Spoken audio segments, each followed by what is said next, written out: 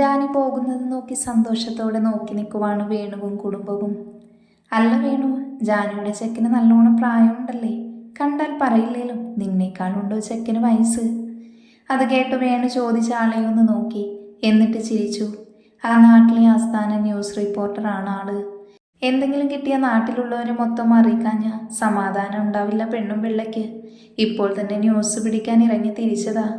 ഇപ്പൊ ശരിയാക്കി തരാ. എന്താടോ അനക്കൊരു ചിരി? ഒന്നുമില്ല ത്രേസ്യെടുത്തി, ചെക്കന് വയസ്സ് 42 ആയിട്ടുള്ളൂ. എന്നെക്കാളും 10-15 വയസ്സിന് മൂപ്പ് കുറയും. 42 വയസ്സായെന്ന് ചെക്കന് കണ്ടാ പറയൂ. എന്നെ മുടിഞ്ഞ ഗ്ലാമറാണ് പഹയന്. വേണു പറഞ്ഞതിൻ്റെ ബാക്കിയെന്നോണം മനീഷ് പറഞ്ഞു നിർത്തി. സത്യമാണ് ചേട്ടത്തി, വേണുവേട്ടൻ പറഞ്ഞത്. എന്നേക്കാളും വയസ്സ് കുറയും. പിന്നെ എൻ്റെ കുട്ടീൻ്റെ സന്തോഷമാണ് എനിക്ക് വലുത്. അല്ല, ഞങ്ങൾക്ക് വലുത്. അല്ല ചേട്ടത്തി, കല്യാണം കഴിപ്പിച്ച് വിട്ട നിങ്ങളുടെ മൂത്ത മോള് കെട്ടിയവനെയും മക്കളെയും ഒഴിവാക്കി ഒരുത്തൻ്റെ ഒപ്പം പോയില്ലേ? ഓൻ കോളിയേക്കാൾ പ്രായം കുറവാണെന്നും കേട്ടല്ലോ. നേരാണോ ഏട്ടത്തി? അതുമാത്രം ഏട്ടത്തി അമ്മ, ചേട്ടത്തിയും രണ്ടാമത്തെ മോനില്ലേ എൻ്റെ വയ്യാതെ നടന്നിരുന്ന?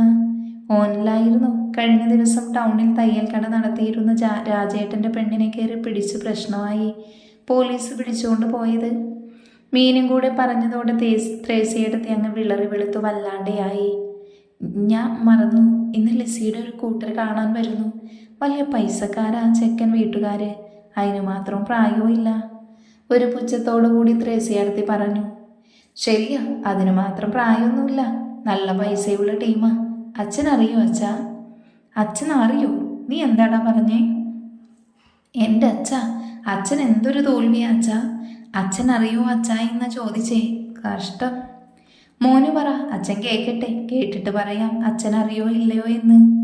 വേണു ആദ്യം നന്നായി ചമ്മിയെങ്കിലും പറഞ്ഞു നിർത്തിയപ്പോഴേക്കും പുച്ഛം വന്ന് നിറഞ്ഞു. ഇനി അടുത്ത് എന്താ എന്ന് പേടിച്ച് നിൽക്കുകയാണ് നമ്മുടെ ചേട്ടത്തി. പറയട്ടെ അച്ഛാ.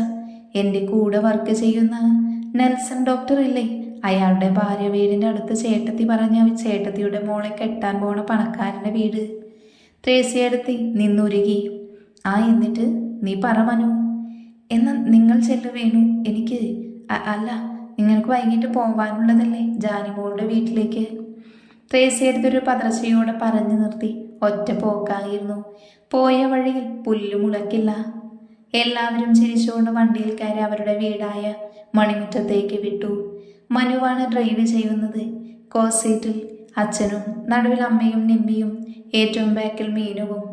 കാറിൽ കയറിയപ്പോൾ മുതൽ എല്ലാവരും ഭയങ്കര സങ്കടത്തിലാണ്. അമ്പലത്തിൽ പോകുമ്പോൾ എന്ത് സന്തോഷം നിറഞ്ഞിരുന്നു. തന്നെ മകളുടെ സന്തോഷം നിറഞ്ഞ മുഖം മാത്രം മതിയായിരുന്നു ആ അമ്മ മനസ്സ് നിറയാൻ. ജാതകത്തിൻ്റെ പേരിലായാലും തൻ്റെ മകളുടെ കാത്തിരിപ്പിന് ഏതായാലും സന്തോഷം നിറഞ്ഞ ജീവിതം തന്നെ കൊടുത്തല്ലോ. ആ പിതൃഹൃദയവും സന്തോഷം കൊണ്ട് തുടികൊട്ടി. ഇതേ അവസ്ഥ തന്നെയായിരുന്നു മനുവിനും മീനുവിനും നിമ്മിയുടെയും. ജാനി ആഗ്രഹിച്ച ജീവിതം തന്നെ അവൾക്ക് കിട്ടിയല്ലോ എന്ന സന്തോഷം.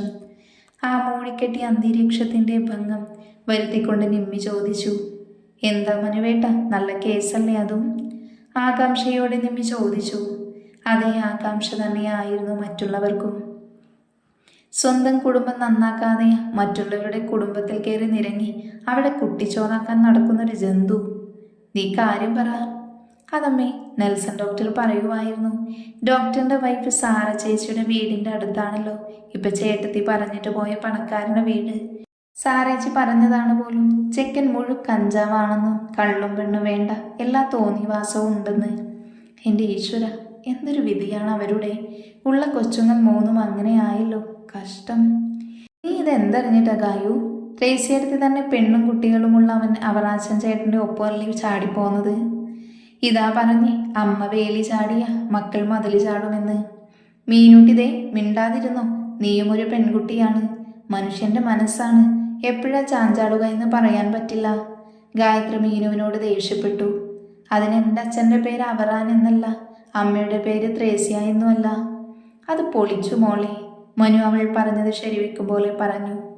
ഇതുതന്നെയായിരുന്നു ഞാനും പറയാൻ വന്നത് എന്ന് നിമ്മിയും അച്ഛനും ഒരുപോലെ പറഞ്ഞു. അച്ഛനും നിമ്മിയും ചിരിച്ചുകൊണ്ട് ഹൈഫയും അടിച്ചു. ഗായത്രി പുച്ഛിച്ചു വിട്ടു. വിഷയം മാറ്റാനായി ഗായത്രി ചോദിച്ചു. അല്ല, ഡോക്ടർ നെൽസൺ എങ്ങനെയറിയാം ത്രേസ്യച്ചിയുടെ മോളെയാണ് കെട്ടാൻ പോണതെന്ന്? അതൊരു കഥയാണ്. ചുരുക്കി പറയാം, ചെക്കൻ്റെ പേര് സാം എന്നാണ്. ഇവർക്ക് സ്വന്തമായി ബസ്സൊക്കെയുണ്ട്.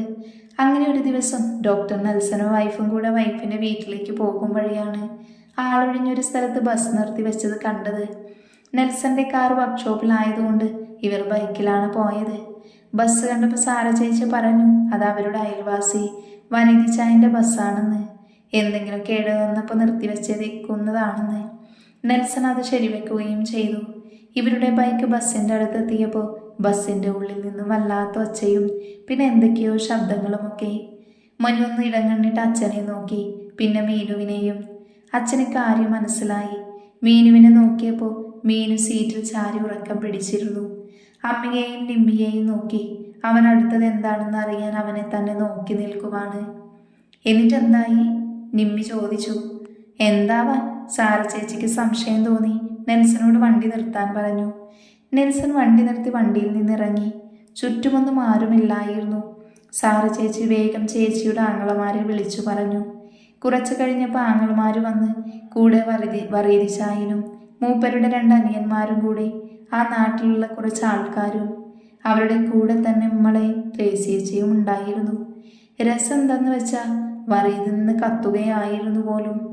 ഏതു കുടുംബത്തിൽ പിറന്നവനാണെങ്കിലും ഏതൊരുത്തിയുടെ കൂടെയാണോ അവൻ അഴിഞ്ഞാടുന്നത് ആ പൊന്ന മോനെ കൊണ്ട് തന്നെ കെട്ടിക്കണമെന്ന് പറഞ്ഞ് തുള്ളുകയാണ്. കൂടെ ചുക്കാൻ പിടിച്ച് ത്രേസ്യേച്ചിയും. ഇതൊന്നും അറിയാതെ ബസ്സിൻ്റെ ഷട്ടറൊക്കെ താഴ്ത്തിയിട്ട് ഭയങ്കര കലാപരിപാടിയായിരുന്നു ഉള്ളിലുള്ളവർ. ബസ്സിൻ്റെ കുലുക്കം നിന്നതും ചുറ്റും കൂടിയവർ ബസ്സിൽ നിന്നും ഇറങ്ങുന്നവനെയും കൂടെയുള്ളവരെയും നോക്കി നിൽക്കുമായിരുന്നു. സമയം കുറച്ച് കഴിഞ്ഞിട്ടും ഇറങ്ങുന്നത് കാണുന്നുമില്ല. ബസ്സിന് ഇളക്കവും തുടങ്ങി. മനു ഒരു ചമ്മലോടെ പറഞ്ഞു നിർത്തി ഇടം കണ്ണിട്ട് അച്ഛനെ നോക്കി. അച്ഛൻ്റെ മുഖം ഗൗരവത്തിൽ തന്നെയായിരുന്നു. അമ്മയെയും നിമ്മിയെയും നോക്കി. അവരും അതേ ഗൗരവത്തിൽ തന്നെയായിരുന്നു. മീനു പിന്നെ ഭയങ്കര ഉറക്കവും. എന്നിട്ട് ആരെന്നറിഞ്ഞില്ലേ? വേണു ചോദിച്ചു. അറിഞ്ഞു.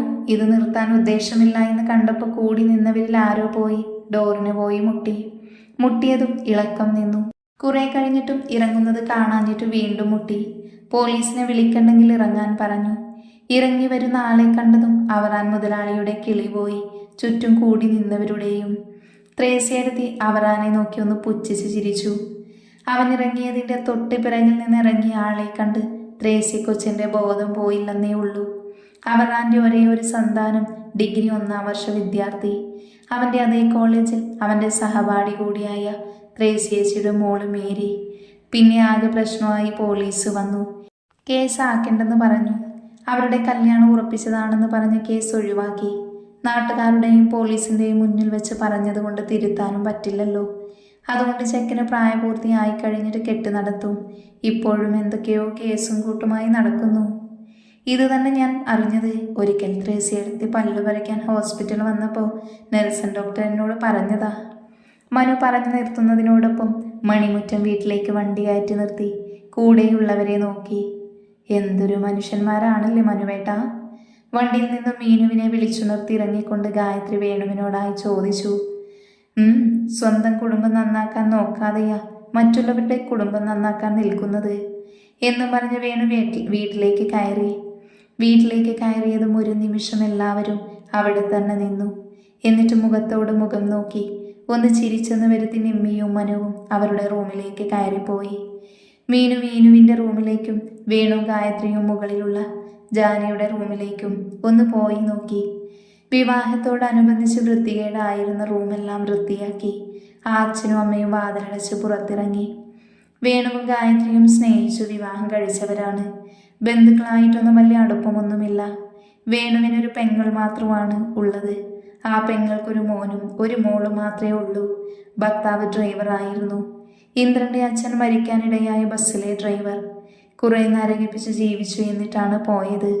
അതിനുശേഷം വേണുവിൻ്റെ പെങ്ങൾ ശൈലജ ആരോടും പറയാതെയും അറിയിക്കാതെയും മക്കളെയും കൂട്ടി ബാംഗ്ലൂരിൽ പോയി. ശൈലജ നൃത്ത അധ്യാപികയാണ്. ബാംഗ്ലൂരാണെന്നും നൃത്താധ്യാപികയാണെന്നും മനു അന്വേഷിച്ച് പറഞ്ഞതുമാണ്. വേണുവിൻ്റെ അമ്മ മരിച്ച് കൊല്ലമൊന്നായപ്പോൾ കാശിക്ക് പോവാണെന്ന് പറഞ്ഞ അച്ഛനും പോയി. പിന്നെ യാതൊരു വിവരവുമില്ല. ഗായത്രി ഒരു ഓർഫനാണ്. സ്വന്തം ബന്ധമെന്നൊന്നും പറയാൻ ആരും തന്നെ ഇല്ല. ഗായത്രി കോളേജിൽ പോകുമ്പോൾ വേണുവിനെ കണ്ട് ഇഷ്ടപ്പെട്ട് ഓർഫനേജിൽ പോയി അന്വേഷിച്ച് പെട്ടെന്ന് തന്നെ വിവാഹം നടത്തി. അതുകൊണ്ട് തന്നെ മനുവിൻ്റെയും ജാനിയുടെയോ വിവാഹത്തിന് അധികം ബന്ധുക്കളൊന്നുമില്ലായിരുന്നു. ആ നാട്ടിലെ കുറച്ച് ആൾക്കാരും അയൽവാസികളും മാത്രം ഉണ്ടായിരുന്നുള്ളൂ. താളികെട്ട് കഴിഞ്ഞ് അമ്പലത്തിൽ തന്നെ ഒരുക്കിയിരുന്ന ചെറിയ തോതിലുള്ള സദ്യയൊക്കെ കഴിഞ്ഞ് പോവുകയും ചെയ്തു. ഇതേ സമയം മാണിക്കശ്ശേരി എന്നെഴുതിയ വീടിന്റെ ഗേറ്റ് തുറന്ന് ജാനിയുമായിട്ട് വന്ന കാറ് ആയിരുനിലയിൽ ഓട് പാകിയ വീടിന്റെ മുറ്റത്ത് വന്നു നിന്നു. കാറിൽ നിന്നും അമ്മുവും നന്ദുവും ഇറങ്ങി. അമ്മു ജാനിയെ ഇറങ്ങാൻ സഹായിച്ചു. ഇന്ദ്രനും ഇറങ്ങി. മായയും മായയുടെ മക്കളും അമ്മയും ഹരിയുടെ കാറിൽ നേരത്തെ പോന്നിരുന്നു. അമ്മ ജാനിയെയും ഇന്ദ്രനെയും ആരതി ഒഴിഞ്ഞു. ജാനിയുടെ കയ്യിൽ നിലവിളക്ക് കൊടുത്ത് ജാനി വലതുകാലു വെച്ച് കയറി. ഇന്ദ്രൻ വേഗം അവൻ്റെ റൂമിലേക്ക് കയറിപ്പോയി. ജാനി നിലവിളക്ക് പൂജാമുറിയിൽ കൊണ്ടുവച്ചൊന്ന് പ്രാർത്ഥിച്ച് പുറത്തേക്ക് വന്നു. ഇന്ദ്രന്റെ വീട്ടിൽ അത്യാവശ്യം ആൾക്കാരുണ്ടായിരുന്നു. ഹരിയുടെ വീട്ടുകാരും നന്ദുവിൻ്റെ വീട്ടുകാരും അയൽവാസികളും ഇന്ദ്രന്റെ സുഹൃത്തുക്കളും നാട്ടുകാരുമൊക്കെ. ഭക്ഷണം അമ്പലത്തിൽ തന്നെ ആയതുകൊണ്ട് കുറച്ച് പേരൊക്കെ അപ്പോൾ തന്നെ പിരിഞ്ഞിരുന്നു. ബാക്കിയുള്ളവർ ജാനിയെ പൊതിഞ്ഞു. ജാനിക്ക് ആകെ ശ്വാസം മുട്ടിയിരിക്കുമ്പോഴാണ് അമ്മുവും മായമ്മയുടെ മകളായ അനശ്വര എന്ന അനുവും കൂടെ ജാനിയെയും കൂട്ടി ഇന്ദ്രന്റെ റൂമിലേക്ക് പോയത്. റൂമിൽ ഇന്ദ്രൻ ഇല്ലായിരുന്നു. അമ്മുവും അനുവും കൂടെ ജാനിയെ സഹായിച്ചു മുല്ലയും സ്വർണ്ണയും ഒക്കെ അയക്കാൻ. അമ്മു ജാനിക്ക് കുളിച്ചിട്ട് മാറിയിടാനുള്ള ഒരു നീല ഇളം കരയുള്ള കോട്ടന്റെ സാരി കൊടുത്തു. അമ്മുവും അനുവും വാതിൽ ചാരി പുറത്തിറങ്ങി. അവർ പോയതും ജാനി സാരി ബെഡിൽ വെച്ച് ബ്ലൗസും സ്കേർട്ടും എടുത്ത് ബാത്റൂമിൽ കയറി കുറച്ചു നേരം ജാനി അങ്ങനെ തന്നെ നിന്നു. എന്തോ ആലോചനയിൽ മുഴുകി നിൽക്കുകയാണ് ആള്. ഒരു കൈ കൊണ്ട് താലി മുറുക്കെ പിടിച്ചിരുന്നു. ചുണ്ടിൽ ഒരു ഇളം പുഞ്ചിരി തത്തി കളിക്കുന്നുണ്ട്. കുറച്ചു നേരം കൂടെ അങ്ങനെ നിന്നു. പിന്നെ വേഗം കുളിച്ചു. കുളി കഴിഞ്ഞ് തോർത്ത് തലയിൽ ചുറ്റി ബ്ലൗസും സ്കേർട്ടും ഉടുത്തിട്ട് ജാനി ബാത്റൂമിൽ നിന്നും ഇറങ്ങി. സ്കേർട്ട് വയറിന് കുറച്ച് താഴെയാണ് ഉടുത്തിരിക്കുന്നത്. വയറിലും പുറത്തുമെല്ലാം വെള്ളത്തുള്ളികൾ പറ്റി പിടിച്ചു നിൽക്കുന്നു. ജാനി ബാത്റൂമിൽ നിന്നും ഇറങ്ങിയപ്പോൾ തന്നെയാണ് ഇന്ദ്രൻ റൂമിലേക്ക് കയറിയത്. രണ്ടുപേരും ഞെട്ടി എന്ന് പറഞ്ഞാൽ പോരെ, ഞെട്ടി പണ്ടാരമടങ്ങി. ഇന്ദ്രൻ വേഗം ഉള്ളിൽ കയറി വാതിൽ ലോക്ക് ചെയ്തു. ജാനി അതേ നൃത്തം തന്നെയാണ്. ഇന്ദ്രൻ തന്നെ നോക്കി കണ്ണ് ചിമ്മാതെ. വാതിലടച്ച് ഇന്ദ്രൻ അല്പനേരം അങ്ങനെ തന്നെ പുറം തിരിഞ്ഞു നിന്നു. കുറച്ചു കഴിഞ്ഞ് തിരിഞ്ഞു നോക്കിയപ്പോഴും ജാനി അതേ നിൽപ്പിൽ തന്നെയാണ്. ജാനിയുടെ സ്വന്തം ദേവേട്ടനെ നോക്കി. ഇന്ദ്രൻ പതിയെ അവൾക്കരികിലേക്ക് വന്നു. ജാനി ബാത്റൂമിൻ്റെ അടുത്തുള്ളൊരു മേശയുടെ അടുത്തേക്കായിട്ടാണ് നിൽക്കുന്നത്. ഇന്ദ്രൻ ജാനിയുടെ കണ്ണിൽ തന്നെ നോക്കിയിട്ടാണ് അവളുടെ അടുത്തേക്ക് വരുന്നതും. ജാനിക്ക് ഇന്ദ്രൻ്റെ കണ്ണിൽ വിരിയുന്ന ഭാവം എന്താണെന്ന് തിരിച്ചറിയാൻ കഴിയുന്നില്ലായിരുന്നു. ഇന്ദ്രൻ ജാനിക്ക് തൊട്ടു മുന്നിൽ വന്നു നിന്നു. ഇന്ദ്രൻ്റെ നിശ്വാസം ജാനിയുടെ മുഖത്ത് തട്ടുന്നുണ്ടായിരുന്നു. അത്രയും അടുത്താണ് നിൽക്കുന്നത്. ജാനിയുടെ മുഖത്തിലും കഴുത്തിലുമെല്ലാം വിയർപ്പ് പൊടിഞ്ഞു. ശ്വാസഗതി ഉയർന്നു. ഇന്ദ്രന്റെ മുഖം ജാനിയിലേക്ക് അടുത്തു വന്നു. പെട്ടെന്നാണത് സംഭവിച്ചത്.